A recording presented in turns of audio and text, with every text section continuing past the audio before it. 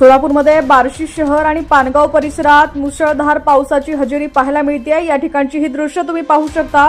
बार्शी शहर आणि पानगाव परिसरात मुसळधार पावसाने आपली दमदार हजेरी लावलेली आहे।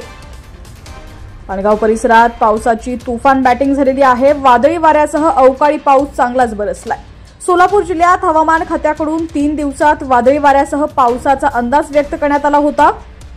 तालुक्यात सुरू असणाऱ्या अवकाळी पावसामुळे शेतकऱ्यांच्या फळबागा शेतीला फटका बसण्याची शक्यता आहे। गेल्या अनेक दिवसांपासून उन्हाळ्यामुळे हैराण असलेल्या नागरिकांना मात्र या अवकाळी पावसामुळे काहीसा दिलासा मिळालेला आहे। या ठिकाणची ही दृश्य तुम्ही पाहू शकता।